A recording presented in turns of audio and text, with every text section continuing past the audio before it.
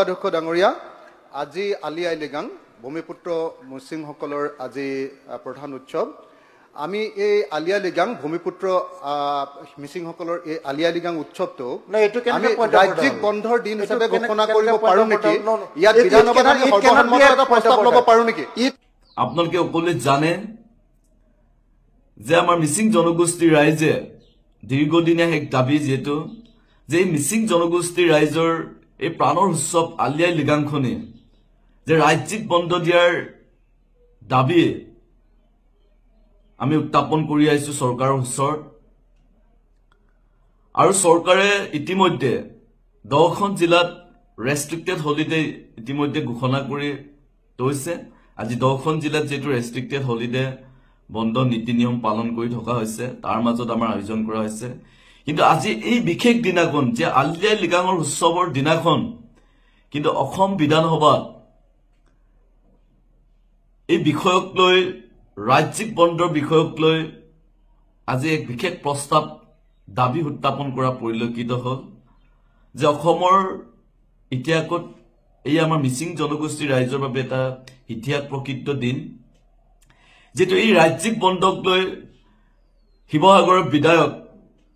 অখিল গগৈ ডাঙৰীয়াই যে প্ৰস্তাৱটি উত্থাপন কৰা হৈছিল যে ভূমিপুত্ৰ মিচিং জনগোষ্ঠীসকলৰ যে প্ৰাণৰ উৎসৱ এই আলি আই লিগাংখনে যে অসম চৰকাৰে কিয় ৰাজ্যিক বন্ধ হিচাপে ঘোষণা কৰিব পৰা নাযায় নেকি এই বিষয়ক লৈ দাবী উত্থাপন কৰা হ'ল আমি বহুত এগৰাকী মিচিং জনগোষ্ঠীৰ ভূমিপুত্ৰ যুৱক হিচাপে আমি অখিল গগৈ ডাঙৰীয়ালৈ আমি হিয়া বৰা অভিনন্দন জ্ঞাপন কৰিছো আন্তৰিক শুভেচ্ছা জ্ঞাপন কৰিছো যে এগৰাকী আপুনি আহোম জনগোষ্ঠীক নেতৃত্ব দিয়া আহোম জনগোষ্ঠীৰ এজন সন্তান হিচাপে সত্বেও আপুনি যে আমাৰ মিচিং জনগোষ্ঠীৰ ৰাইজৰ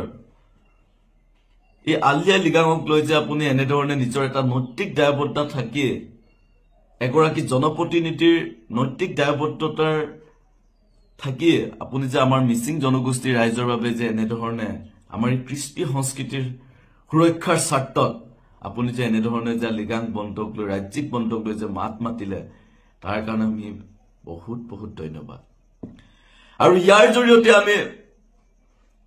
ক'ব বিচাৰিছো যে মিচিঙৰ ভাগা মোটা মিচিঙৰ নিজকে স্থামহৰ চিলমহৰ মিচিঙৰ নিজকে নেতা বুলি প্ৰতিষ্ঠিত হোৱা 5 গৰাকীমান বিধায়ক আছে অসম বিধানসভাৰ মজিয়া একেলোকৰ কিন্তু নাক কান কাটিলে বিধায়ক অখিল গগৈ ডাঙৰীয়াই একেলোকে যে মিচিঙৰ বিধায়ক হয়নে নহয় আজি তাৰিখত আমি মিচিং ভূমিপুত্ৰ এগৰাকী সন্তান হিচাপে একেলোকক প্ৰশ্ন কৰিবলগীয়া হ'ল এই কাৰণে প্ৰশ্ন কৰিবলগীয়া হ'ল আপোনালোকক মিচিং ৰাইজে কিন্তু মিচিঙৰ সমস্যা জৰ্জৰিত বিষয়ক লৈ মিচিঙৰ কৃষ্টি সংস্কৃতি সুৰক্ষাৰ স্বাৰ্থত লৈ মিচিং জনগোষ্ঠীৰ ভাষা অস্তিত্বক লৈ মিচিং জনগোষ্ঠীৰ সমস্যা জৰ্জৰিত বিষয়ক লৈ আপোনালোকক মিচিং ৰাইজে নিৰ্বাচিত কৰি পঠিয়াইছিল কিন্তু আপোনালোকৰ যে মিচিং জনগোষ্ঠীৰ ৰাইজৰ প্ৰতি কোনো নৈতিক দায়বদ্ধতা নাই নৈতিক ন্যূনতম এটা সভ্যক ৰেসপন্সিবিলিটি যে নাই আজি বিধানসভাৰ মজিয়াত আপোনালোকৰ মুখাকোলা পৰিলক্ষিত হ'ল ধিক্ষাৰ দিছো একেলোকক আমি ৰণুজ পেগু ডাঙৰীয়াক ধিক্ষাৰ দিছো ভুৱন পেগু ডাঙৰীয়াক ধিক্ষাৰ দিছো নবললে ডাঙৰীয়াক ধিক্ষাৰ দিছো ভুৱন গাম ডাঙৰীয়াক ধিক্ষাৰ দিছো আজি ভৰতনৰ ডাঙৰীয়াক ধিক্ষাৰ দিছো আপোনালোকে একোজন মিচিং জনগোষ্ঠীৰ নিৰ্লজ্জ এক আত্মসমৰ্পণকাৰী জাতিৰ স্বাৰ্থত যে আপোনালোকে একো এটা মাত মাতিব নোৱাৰে মিচিং জাতিৰ কাৰণে যে আপোনালোকৰ কোনো নৈতিক দায়বদ্ধতা নাই মিচিং ৰাইজৰ জাতীয় দায়বদ্ধতাতে যে নাই অকল হিমন্ত বিশ্ব শৰ্মাক তৈলমৰ্দন কৰিবলৈ গৈ নিজৰ অকল ব্যক্তিত্ব স্বাৰ্থ লাভালাভৰ হিতিৰ স্বাৰ্থতে গোটেই জাতিটোক যে বন্ধকত দিলে এয়া প্ৰমাণিত হ'ল আপোনালোকে আজি এই বিশেষ দিনটোত আজি বিধানসভাৰ মজিয়াত আছে আপোনালোক অসম বিধানসভাৰ মজিয়াত আছে লাজ পাব লাগে আপোনালোক আজি এই নিজৰ প্ৰাণৰ উৎসৱ আলি আই লিগাংৰ আপোনালোকে একোজন মিচিঙৰ সন্তান হিচাপে আজি এই তাৰিখটো নিজৰ উৎসৱটি পালন কৰিবলৈ আপোনালোকে মিচিং ৰাইজৰ মাজত যাব লাগিছিলে, কিন্তু আজি এই দিনাখন আপোনালোকে বিধানসভাৰ মজিয়াত থাকিবলগীয়া পৰিস্থিতি হ'ল। যি সময়ত বিজেপি চৰকাৰে সদায় খিলঞ্জীয়া চৰকাৰ বুলি নিজকে প্ৰতিষ্ঠা কৰিবলৈ যায়, সদায় আমি যে সকলো জাতি জনগোষ্ঠীক যে সমমৰ্যাদা সম অধিকাৰ দিওঁ বুলি যে আপোনালোকে ফুলজাৰি বৰা ভাষণ সভা সমিতি যে মাৰে, এয়াই নেকি আপোনালোকৰ?